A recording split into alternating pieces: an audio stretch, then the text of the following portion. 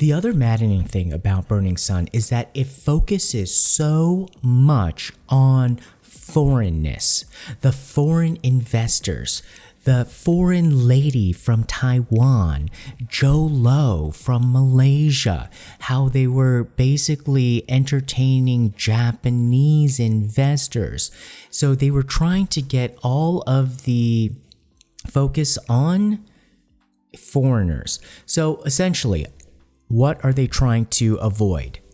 Blaming the Korean police, blaming Korean VIPs, and blaming Korean drug takers. Burning Sun, if you just follow the media, has turned into a case about Seungni Big Bang and how he procured prostitutes for foreign investors and how he embezzled money from the company that ran the Burning Sun nightclub establishment, and how he gambled overseas regularly, which is essentially like not even related, and how this was trying to emphasize the foreignness. Granted, yes, he did get 3 years in jail, which was probably not enough for all of the stuff that he did. And granted, yes, did he deserve all of this stuff? Did he do bad things? Yes. But was he used to distract from the main thing? Yes, absolutely. Because what was the real story about Burning Sun? The real story about Burning Sun, we must remember, it wasn't even about Chung Jun-young filming videos of his having sex with girls who are passed out. That was part of it, and that was even started before Burning Sun even opened. Who were the people who did not want to get caught by Burning Sun? You have to ask yourself that. That's the key to figuring out what is the true cover-up and who are the real players that are trying not to get caught. Ask yourself, who is trying not to get caught? And the way that they presented this is that they're trying to say like, oh, it's all about foreigners. It's not. It's about Korean VIPs trying not to get caught and the Korean police trying not to get caught and Korean people just trying not to get caught who were involved in this whole web of drugs. So when you really look at this whole Burning Sun club, they try to make it look like a whole club that was only catered to foreigners, but really any business in Korea must cater to a largely Korean clientele in order to survive. Just the only way the numbers work out. It has to have a Korean customer base. So the way that the media was only like focusing on all of the VIPs from overseas was intentional to try to hide the VIPs that were a former president's son, the son-in-law of the former party leader and a candidate for president, and that's just two. Who knows who were else involved in that ring? One of the first people who was immediately jailed from Burning Sun was one of the MDs, the people who were the managers of the club that specialized in procuring drugs. There were different MDs who had different specialties. Some were girls and like, you know, getting like underage girls and prostitutes, and others were, you know, getting foreign clientele, and others were getting, you know, drinks and partying and stuff like that. This one was like super like connected in the whole drug world. He was the first person to just be thrown in jail, and a lot of people are saying like he was thrown in jail so that he would just be shut up. And then the story was shifted immediately away from the drugs and shifted immediately away from the whole police altercation and thrown towards the B-level actor Chung Jun-young and his scandalous phone with all of the videos. And then when that didn't seem like it was working, then they threw the A-list actor or the musician Seungni in there. And That didn't really seem like it was completely working. Then they dragged in a YG Entertainment. Did they all deserve what they got? Absolutely. Absolutely. But we're missing the main story here. Okay, so let's talk about Burning Sun. What was so wrong with this club? This club looked so cool, so hip. It was basically just gonna be another one of these huge Gangnam clubs, which starting from, I would say, the mid 2000s were becoming like these world-class spots where the emphasis was on the DJs and the music, and it was like some of these exclusive places to get into. But after a while, even the DJs who started to lose their jobs said that it started to take a turn where it became less about the music and started to get a little bit seedier, more about like drugs and women.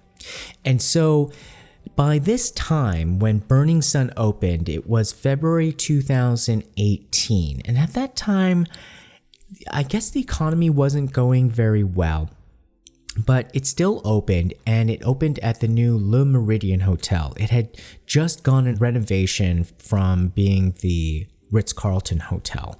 So for the longest time, it was the Ritz-Carlton Hotel, and now it's the Le Méridien Hotel.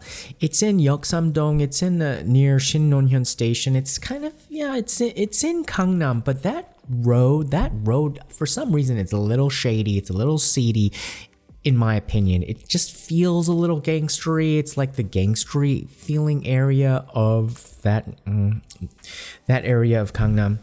So anyhow, so that club was like opened, and it's attached with like Seungnian celebrities, and they tried to market it by promoting itself as like a place for like the 1% with like exorbitant prices, like bottles that were like $100,000 or $15,000, and to show that like this was a place for the 1%. And it just kind of like drew a lot of attention for like a lot of starstruck people from outside of Seoul. So what you have to know is that there's a lot of people who make weekend trips to Seoul, and they get like kind of fascinated by the glitz and the glamour.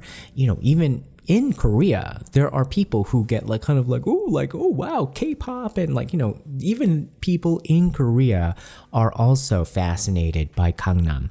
And so then they realize that, oh wow, this like fancy club that has people paying $100,000. I mean, then they realize like, they're not that many people that really actually pay $100,000.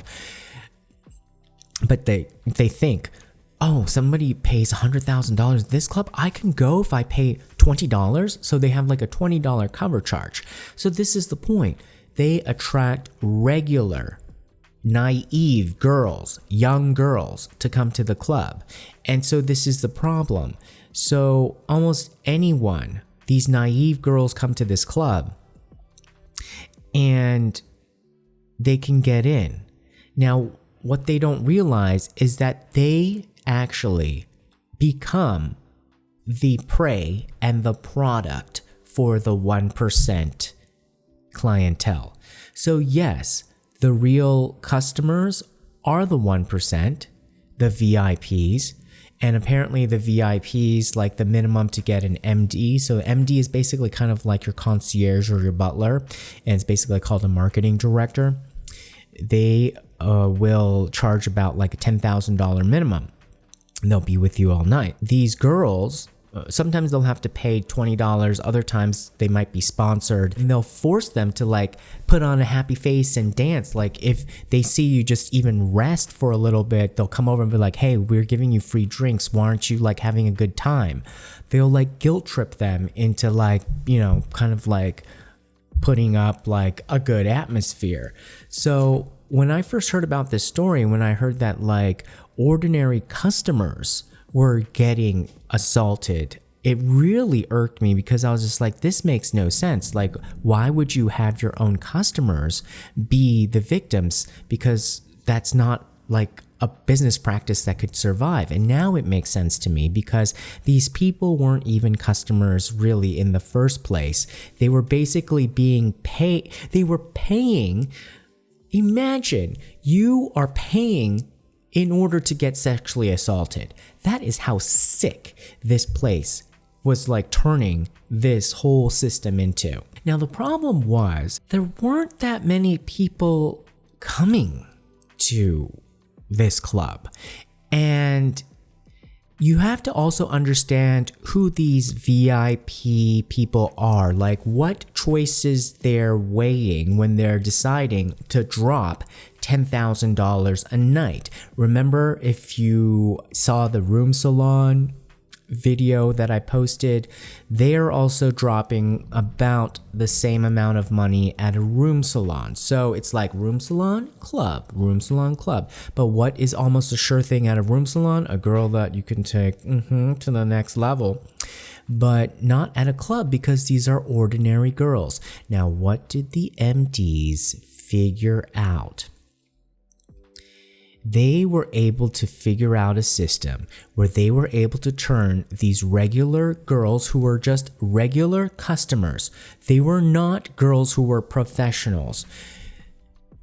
They were able to turn these regular girls into a sure thing where that they could be taken to like a motel or hotel for the next level. How? By basically providing or allowing or creating a system where they would basically put stuff into their drinks and then they would like pass out. So after a while, they created this system where people would know that if they spent this amount of money, they would be able to get hot, real girls that they could be assured that they could take to a hotel.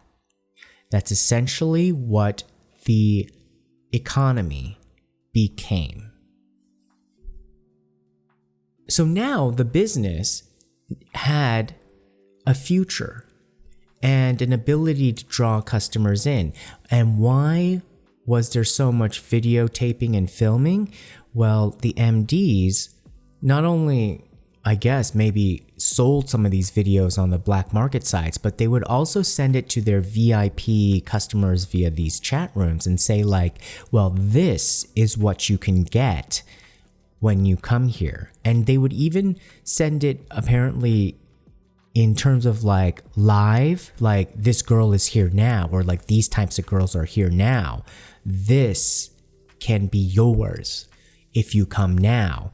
And so they would show like what could happen in the VIP room, to what extent these assaults or actions can go to. And they would prove it by sending the videos to their potential VIPs or past VIPs and to get them to come that night.